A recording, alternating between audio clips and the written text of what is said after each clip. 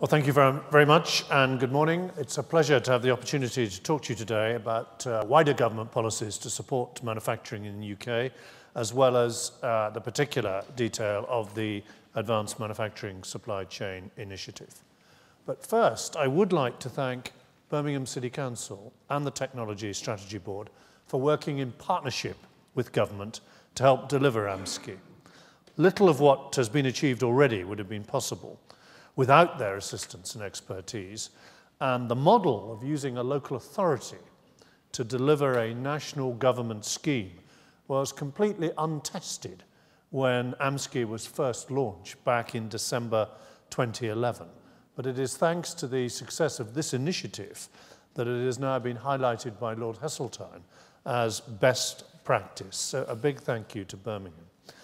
Despite the misconceptions that have been allowed to flourish in recent years, manufacturing is part of our success story and is vital to future economic growth. It is crucial to our recovery, it's crucial to export growth, and it's crucial to future growth in productivity. Manufacturing already contributes disproportionately to overall levels of productivity, generating over half of all our exported goods and almost 3/4 of our business research and development, and of the innovation, therefore, that drives growth. In 2011, manufacturing in Britain generated around 150 billion of gross value added. That's 10.8% of the British economy, an increase of 2% in real terms over the previous year. That's a higher proportion of our GDP in manufacturing than in France. And it's fast approaching the level in the United States, which is around 11%. Inspiring business confidence is a key challenge. We can't change European or global economic conditions, but what we can do is provide a fiscal framework that is needed to boost confidence and macroeconomic stability. And we can also work closely with manufacturers and their supply chains and take steps in government to help strengthen and grow modern manufacturing by encouraging innovation, by encouraging business investment, by encouraging the commercialization of new technologies, and by supporting skills and exports. So let me just assure you this morning that this government has never been clearer in its commitment to manufacturing, which we see as one of the essential building blocks of a better balanced, more resilient, innovative economy. Last month, we held the third of our annual manufacturing summits at Gaydon. It was another hugely successful occasion, some of you may have attended, to discuss key policy areas such as technology, innovation, and engineering skills. That event was supported by the Deputy Prime Minister and the entire senior biz ministerial team. We announced that over 73 million has been awarded from round 2 of the AMSCI to 12 national supply chain projects. A further 140 million will be invested by business. That joint investment will create or safeguard over 16,000 jobs. Now, the competition for funding in AMSCI's round 1 and 2 was intense. We received over 70 bids with a total funding ask in excess of £300 million. Over 195 SMEs either led or were involved in consortia which bid into the initiative. And I'm very pleased to tell you that 95 SMEs, nearly half, have subsequently received funding as a result. We have listened to feedback from companies that having 2 sets of criteria for the first 2 rounds was confusing and may have deterred some potential applicants from applying. That's why rounds 3 and 4 will be based around a single national funding pot, which will be open to supply chain companies right across the manufacturing sectors. We've also added, as you've heard, some separate criteria to clarify the arrangements for programme bids. In particular, applicants must demonstrate that their programme will assist SMEs in the second and subsequent tiers of supply chains who might not otherwise benefit from a more conventional project bids. I hope that those changes will result in even greater numbers of SME success stories in AMSCI's round 3 and 4. And I don't think I can stress enough the importance of developing strong supply chains if we want more major manufacturers to invest in this country. In the new rounds, we will be welcoming applications from foreign investors who want to establish or to strengthen their manufacturing presence in the United Kingdom. Many existing prime manufacturers also want to source more components and associated services that they need from the UK, and there are real opportunities for overseas companies now thinking of investing here. That's why we're investing 120 million in rounds 3 and 4 to bolster supply chain capacity and capability. And I'm delighted that later today you will hear firsthand from 3 successful AMSCI projects: the Composites Innovation Cluster, the Proving Factory, and David Brown Offshore Wind, who between them demonstrate the benefits to be gained from increased collaboration both within supply chains and across entire sectors. I want to say a word finally about our more general industrial strategy.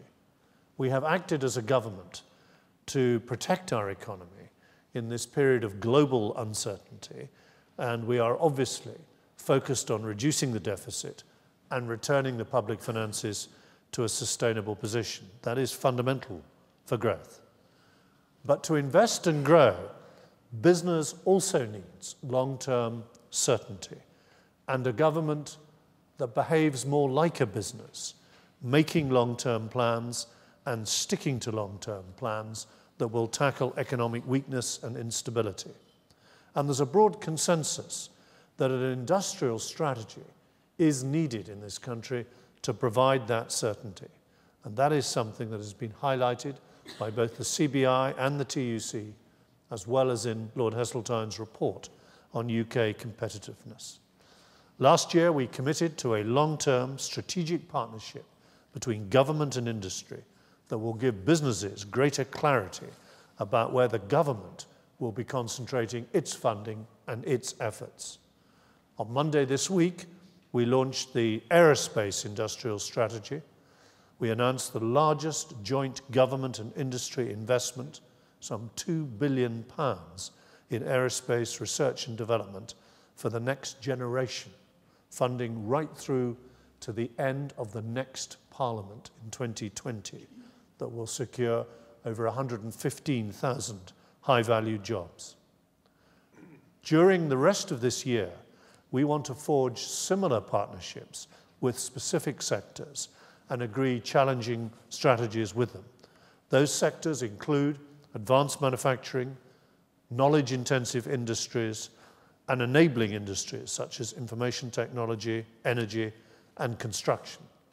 There is no one-size-fits-all template for these strategies, although some themes, such as skills or the financing of supply chains, are common to them all. And I would encourage all of you to think as widely as possible and open a dialogue with your sectors to ensure that these strategies take full account of the value and the supply chains that you're involved in. Another key part of that industrial strategy is the business bank, which will address the long-term structural gap in lending, particularly to small businesses. Yesterday's budget provided an update on our plans for the £1 billion we have confirmed for the bank. 300 million of this will be co-invested by the government and private investors over the next 2 years to provide more diverse sources of finance for SMEs, and the Secretary of State is setting that out today in more detail. And finally, in terms of government support, the Regional Growth Fund will also have received an additional £350 million this year, bringing the total available to £2.75 billion to help create jobs and boost local economies, particularly in areas that were over-dependent on the public sector. Finally, as part of our industrial strategy, we need also to dispel some of the misconceptions held by the public, especially young people, about work in manufacturing industry. I think manufacturing offers younger people enormous scope to do something really worthwhile and to be well rewarded in the process. Through initiatives such as See Inside Manufacturing, we're ensuring that young people can see for themselves the wealth of career opportunities in manufacturing. And this year we're exploring how we can reach out to more manufacturing sectors, ensuring greater opportunities for teachers and young people to see at first hand the exciting opportunities that are available. Careers in manufacturing are high value and highly valued, and we need to do more to make not just young people, but also their teachers and indeed their parents more aware of that. We'll be introducing online tools to enable schools and businesses to get involved in the See Inside Manufacturing program, and I would hope you would all take a look at it, to get involved with it. Open up your gates, tell local communities about the great things that are happening in manufacturing right on their doorsteps. The more we can raise awareness of just how successful manufacturing can be, the greater the chance that we can inspire the next generation of manufacturers. So in conclusion, the government has an important role in creating the conditions to enable manufacturing to prosper. We're keen to hear from you as to what else we can do to help industries to grow and thrive. Not enough people understand the reality of modern British manufacturing, and I'm encouraged, therefore, to see so many people here today, as we all need to spread the word. I look forward to learning about many more successful AMSCI projects later this year. Thank you and good luck with your applications.